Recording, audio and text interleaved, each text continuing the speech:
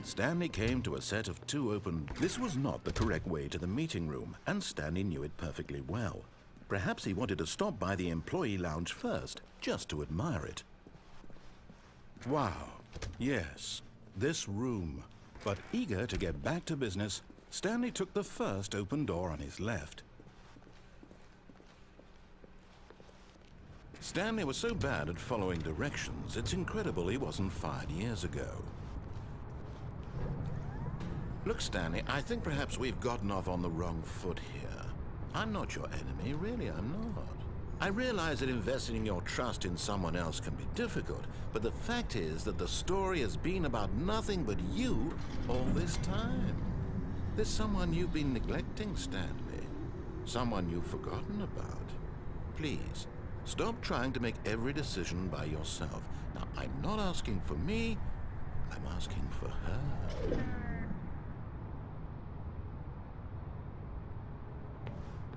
This is it, Stanley. Your chance to redeem yourself, to put your work aside, to let her back into your life. She's been waiting.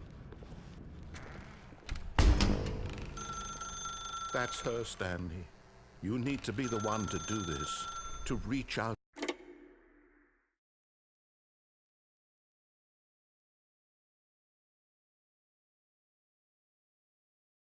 Oh, Stanley, is that you? Hold on, sweetie. Sorry to keep you waiting. I'm just pulling the bread out of the oven. All right. Okay, there we go.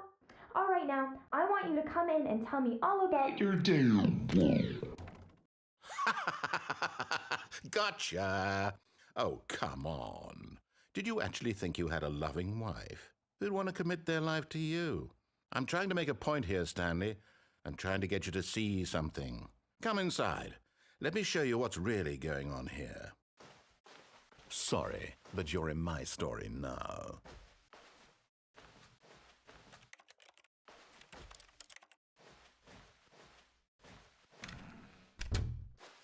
This is a very sad story about the death of a man named Stanley.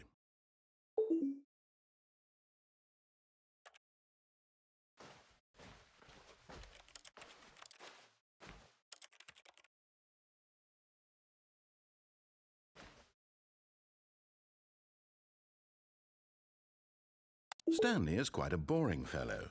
He has a job that demands nothing of him, and every button that he pushes is a reminder of the inconsequential nature of his existence. Look at him there, pushing buttons, doing exactly what he's told to do. Now he's pushing a button. Now he's eating lunch. Now he's going home. Now he's coming back to work. One might even feel sorry for him, except that he's chosen this life. But in his mind, he can go on fantastic adventures. From behind his desk, Stanley dreamed of wild expeditions into the unknown, fantastic discoveries of new lands. It was wonderful, and each day that he returned to work was a reminder that none of it would ever happen to him. And so he began to fantasize about his own job. First, he imagined that one day while at work, he stepped up from his desk to realize that all of his co-workers, his boss, everyone in the building had suddenly vanished off the face of the earth. The thought excited him terribly.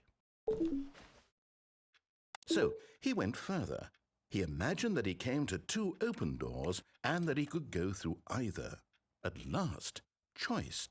It barely even mattered what lay behind each door. The mere thought that his decisions would mean something was almost too wonderful to behold. As he wandered through this fantasy world, he began to fill it with many possible paths and destinations. Down one path lay an enormous round room with monitors and mind controls. And down another was a yellow line that weaved in many directions, and down another was a game with a baby. And he called it the Stanley Parable. It was such a wonderful fantasy, and so in his head he relived it again, and then again, and again, over and over, wishing beyond hope that it would never end, that he might always feel this free. Surely there's an answer down some new path, mustn't there be? Perhaps if he played just one more time. But there is no answer. How could there possibly be? In reality, all he's doing is pushing the same buttons he always has. Nothing has changed. The longer he spends here, the more invested he gets, the more he forgets which life is the real one. And I'm trying to tell him this, that in this world he can never be anything but an observer, that as long as he remains here, he's slowly killing himself. But he won't listen to me. He won't stop. Here, watch this. Stanley, the next time the screen asks you to push a button, do not do it. You see? Can he just not hear me? How can I tell him in a way that he'll understand that every second he remains here, he's electing to kill himself? How can I get him to see what I see? How can I make him look at himself? I suppose I can't, not in the way I want him to. But I don't make the rules. I simply play to my intended purpose, the same as Stanley.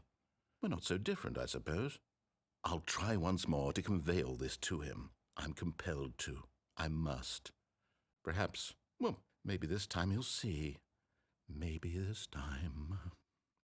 And I tried again, and Stanley pushed a button. And I tried again, and Stanley pushed a button. And I tried